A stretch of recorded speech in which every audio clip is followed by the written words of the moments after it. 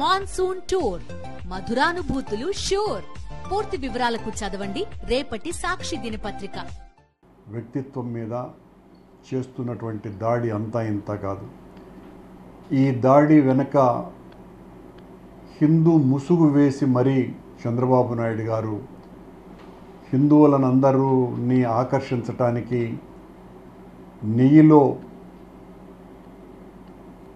జంతువుల కొవ్వు కలిపి అన్నప్రసాదాలు లడ్లు తయారు చేస్తున్నారు అనే ఆరోపణ చేసి చివరకు అది పూర్తిగా ఆయన ఆరోపణ జనంలో పలుచునవుతున్నటువంటి సందర్భంలో మళ్ళీ కొత్తగా జగన్మోహన్ రెడ్డి గారు స్వామివారి దర్శనానికి వస్తూ ఉంటే ఆయన మీద నీలాప నిందలు మోపుతూ ఆయన కూటమి నాయకుల చేత కార్యకర్తల చేత పెద్ద ఎత్తున ఆయన మాట్లాడిస్తున్నటువంటి మాటలన్నీ కూడా వింటున్నాం.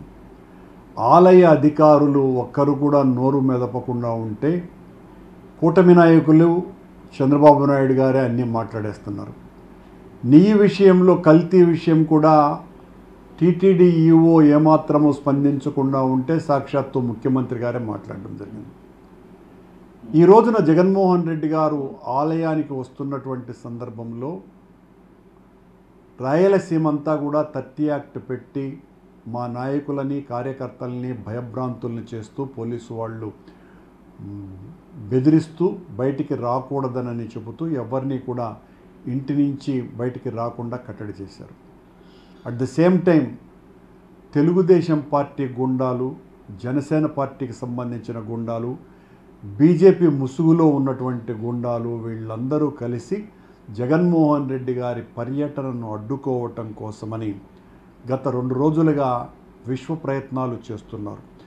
ఆ ప్రయత్నాలకు కొనసాగింపుగా ఈ రోజున వైఎస్ఆర్ కాంగ్రెస్ పార్టీ కార్యకర్తల్ని, నాయకుల్ని అందరినీ ప్రభుత్వం కట్టడి చేసింది కనుక జగన్మోహన్ రెడ్డి గారిని ఎయిర్పోర్ట్ నుంచి బయటికి రాగానే భౌతికంగా దాడి చెయ్యాలనని రౌడీలను, గూండాలను, హంతకులను పురికొల్పుతున్నారని మాకు వచ్చినటువంటి సమాచారం. ఇంత దారుణమైనటువంటి చర్య ఊహించలేం. ఇప్పటికే వాళ్ళ నాయకులందరూ కూడా ఒకరికొకరు ఫోన్లు చేసుకుంటూ ఎవరెవరు రావాలి, ఎలా దాడి చేయాలి అని రాళ్లతో, కర్రలతో ఆయనను గాయపరిచి హత్యా ప్రయత్నం చేయాలా అన్నంత తీవ్ర స్థాయిలో ఈ రోజున వాళ్ళు కుట్రకు తెరతీశారు. మేమేమి ఇది ఆరోపిస్తున్నటువంటి విషయం కాదు. తెలుగుదేశం, బీజేపీ, జనసేన గుండాలు మాట్లాడుతున్నటువంటి మాటలు వాళ్ళు ఇవన్నీ కూడా పోలీసు వాళ్లకు తెలియకుండా ఉంటాయని అనుకోము. వాళ్లకు కూడా తెలుసును. వాళ్ళు తగు చర్యలు తీసుకున్నా కూడా వాళ్ళ కన్ను కప్పి ఎలా దాడి చేయాలా జగన్మోహన్ రెడ్డిని భౌతికంగా దాడి చేయటం ద్వారా ఆయన నాయకత్వాన్ని పలుచన చేయాలనేటువంటి ప్రయత్నం చేస్తున్నారు. దీన్ని మేము తీవ్రంగా ఖండిస్తున్నాం. ఇలాంటి ఆటవిక, పాశవిక, హంతక రాజకీయాలను తెలుగు ప్రజలు హర్షించరు, అంగీకరించరు.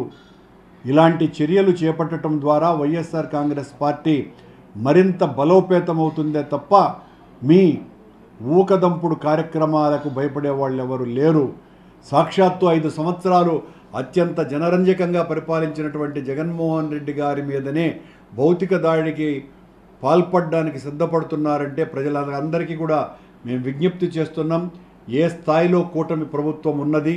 ఇప్పటి వరకు రాష్ట్రంలో దాదాపు 40 హత్యలు తెలుగుదేశం పార్టీ వాళ్ళు, కూటమికి సంబంధించినటువంటి వాళ్ళు రాష్ట్రంలో అనేక మంది పౌరుల్ని హత్యలు చేయటం జరిగింది. కానీ ఈ రోజున సాక్షాత్తు పూర్వ ముఖ్యమంత్రి జగన్మోహన్ రెడ్డి గారి మీదనే దాడి చేయటానికి పూనుకుంటున్నారు అనంటే ఏ స్థాయిలో వీళ్ళ ఆలోచనలు ఉన్నాయి. దీన్నంతా కూడా గమనించవలసిందిగా ప్రజలందరినీ కూడా విజ్ఞప్తి చేస్తున్నాం. ప్రశాంతంగా దైవ దర్శనానికి వెళ్తున్నాను అని జగన్మోహన్ రెడ్డి గారు ప్రకటించిన తరువాత మమ్మల్ని అందరినీ కూడా హౌస్ అరెస్టులు చేసి పోలీసులు బయటికి రానివ్వకుండా చేసిన తరువాత తెలుగుదేశం, జనసేన బీజేపీ గుండాలు చేయబోతున్నటువంటి నిర్వాకం ఇదేనని ప్రజలకందరికీ కూడా తెలియజేస్తున్నాను. సార్, ఓవైపు నోటీసులు ఇచ్చి కట్టడి చేయాలని చూస్తున్నారు, మరోవైపు ఏమో దాడికి యత్నిస్తున్నారు, పోలీసులు చోద్యం చూస్తున్నారు. ఏ విధంగా చూడాలంటారు? అదే కదా చాలా ఆశ్చర్యకరమైనటువంటి విషయం. ఒకవైపున వైఎస్ఆర్ కాంగ్రెస్ పార్టీకి సంబంధించిన మాలాంటి వాళ్ళనందరినీ కూడా, మా పార్టీ కార్యకర్తలందరినీ కూడా ఇంటికే నుంచి బయటికి రాకుండా కట్టడి చేయాలని పెద్ద ఎత్తున వాళ్ళని బెదిరించటం చేస్తున్నారు. మరోవైపున కూటమికి సంబంధించినటువంటి నాయకులందరినీ కూడా విచ్చలవిడిగా రోడ్ల మీదకి అనుమతిస్తున్నారు.